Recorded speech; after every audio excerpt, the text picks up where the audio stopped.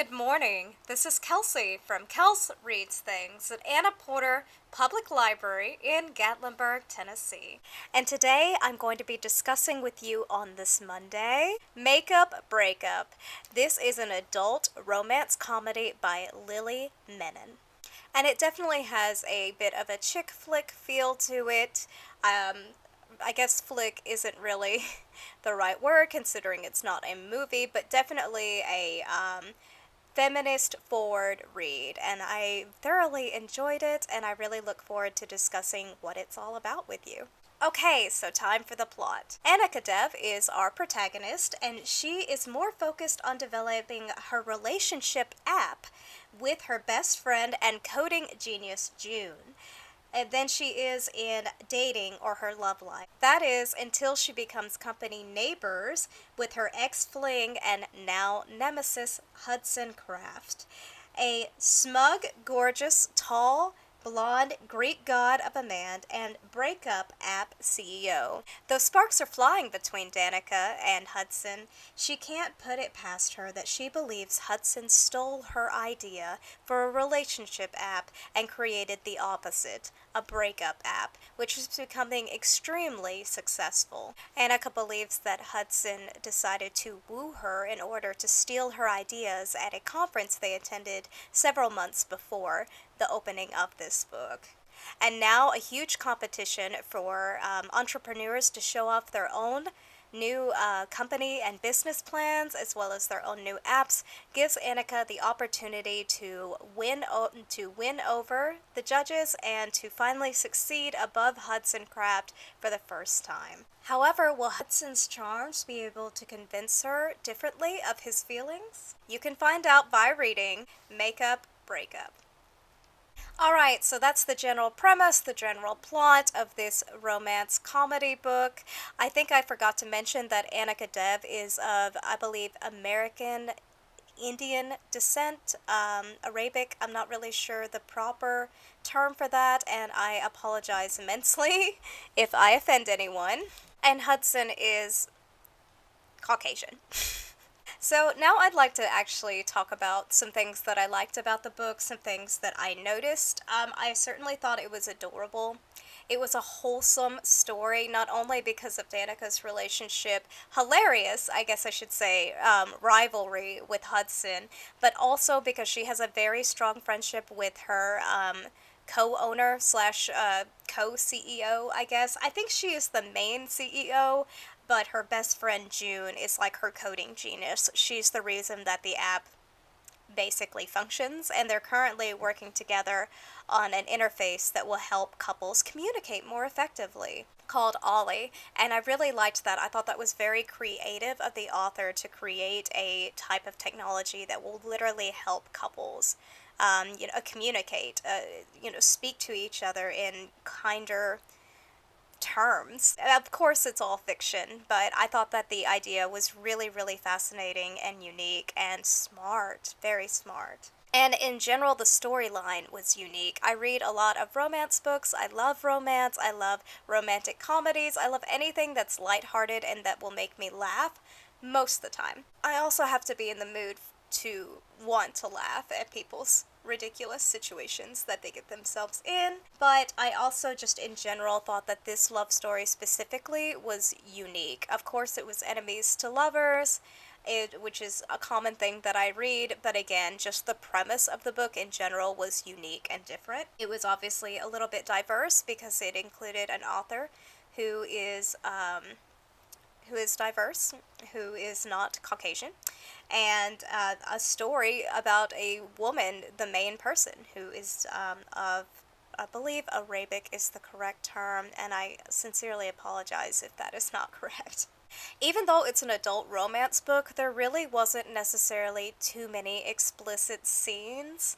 I will say there is one adult scene that is fairly romantic and adult. However, it is, as I've said multiple times, never my job to tell you or your child or anyone from age 2, or literally from age birth to 99 what to read. That's not my job, that's not my purpose here. I just like to give the information so that you are aware before you pick up this book from our library. I really actually liked the characters, both of them. I thought Hunter and Annika both were very driven, determined, very ambitious characters, and I just enjoy reading about people who have drive because it makes me feel like I should have some drive, or that my drive isn't alone in obsessive levels, so that's nice. There were a few times, of course, because it's a romance comedy, and of course because they're enemies to lovers, that Annika and Hudson, I believe, were acting almost childish towards each other. I think that sometimes their pranks and their revenge schemes went a little bit too far,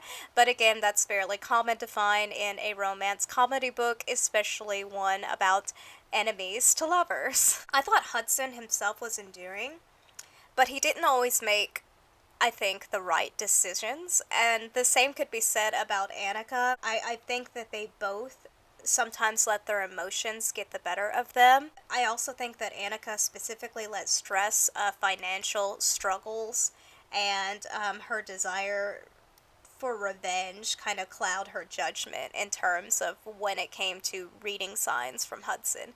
There were certainly times when I was just like, it's obvious that he likes you, or it's obvious that she likes him, and as a reader, it's sometimes just frustrating to read that, but of course, it's a rom-com, and it wouldn't be a rom-com without a little bit of discord. There were some lessons that were learned in this book, which was really nice. I think the characters grew, and in general, the underlining plot, aside from the love story between Annika and Hudson, was fairly entertaining.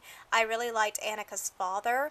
I thought he was supportive, but fairly typical of a parent, in which he wants the best for her, but he doesn't always realize what the best is. I liked Annika's backstory and why she created the relationship app. She really believed in love and believed in her parents' love for each other. Even though her mother died when she was a baby, her father's love for his wife, was steady, was steadfast, and that inspired her to create the makeup app, which was, again, I thought very endearing and sweet, and it just really made me like her character a whole lot, just because of that alone. I will say that this book has a very modern writing style. It was definitely written in this century, so if you're not a fan of, like, Star Wars references, or you're not at least somewhat familiar with that, you may be just a couple of times throughout the book not really know what they're discussing, but that doesn't happen super often. But I will say it was a modern book, very much a modern writing style. If there are any triggers necessarily in this book, I would say there is one scene in which a woman is dumped by uh, by a random guy who appears to be kind of like an Uber driver, which is the setup for Hudson's app. They send someone to go to the person that is being let go from the relationship, I guess I should say. Let go, dumped, broken up with, what have you. And they usually play them a video of their ex explaining why they're leaving them. So that was kind of brutal to listen to. By the way, I listened to the audiobook, but we do have the book here, and I recommend both. And one other trigger would be, again, the dead parent, and there is one scene in which someone's health comes to concern. So those are the only main three triggers that I can think of, in case anyone would like to be aware of those before they start this book. It was definitely a favorite of mine of 2021, mostly just because, again, the characters and their relationships to each other, besides just Annika and Hudson.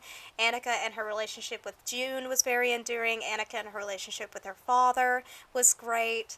So, again, I really liked, in general, the story. I thought it was just really well thought out and mapped out and unique. And all that being said, I gave Makeup Breakup an astounding 5-star rating. Thanks for watching my book review today for Makeup Breakup.